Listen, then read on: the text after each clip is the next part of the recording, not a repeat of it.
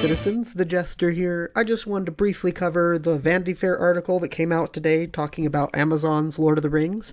And up front, I want to say I'm always going to call it Amazon's Lord of the Rings, much in the same way those in our sphere talk about it as Disney's Star Wars, because we know this isn't really Lord of the Rings. It's Amazon's fanboy fiction of Lord of the Rings.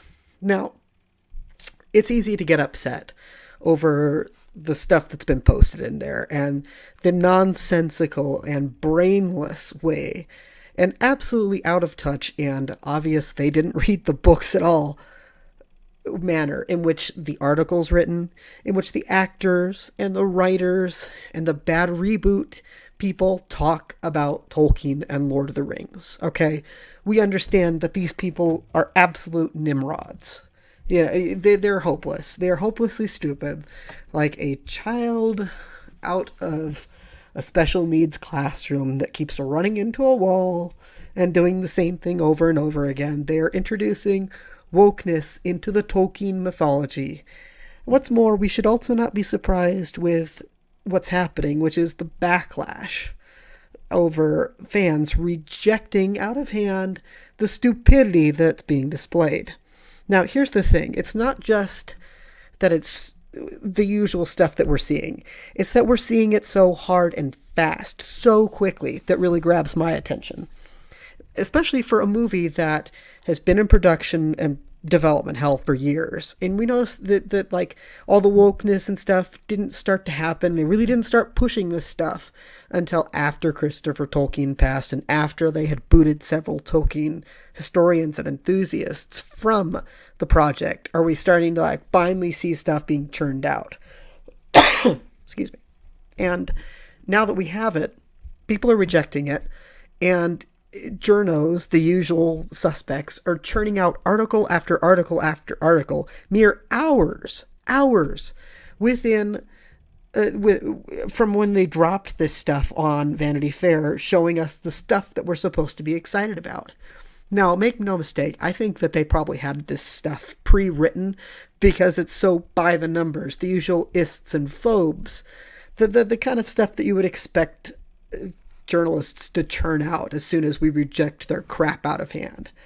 What should really, I don't want to say be surprising, but should really gain everyone's attention is how hard and fast they're coming with this within hours, because it's, once the trailer drops on Sunday, which is what most people are predicting, I probably should have guessed that as well, that it's going to drop on Super Bowl Sunday, is that people who aren't on Twitter, people who aren't on the internet familiar with this stuff, are going to see how crap, and they're going to see that it's just more of the same that Hollywood's been churning out for the past 4 or 5 years. More of the same nonsense, more of the same token insertions of, more of the same talking points, more of the strong whammon stuff that we've seen before. More of the same stuff that has been rejected out of hand time and time and time again. And now we're going to get to see $1 billion, billion with a B, burn on Amazon Prime because these jackasses don't know how to do Tolkien right. They don't have a clue. And what's more is not only do they not have a clue, but they're angry, stupid, and spiteful about the fact that everyone is calling them out on how clueless they are, and they know it.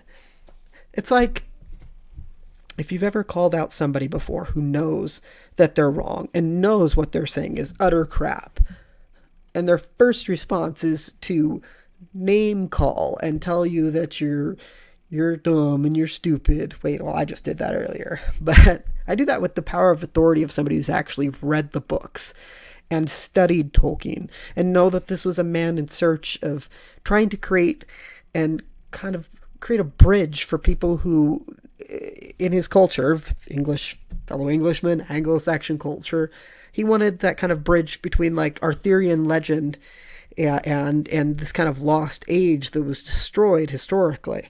So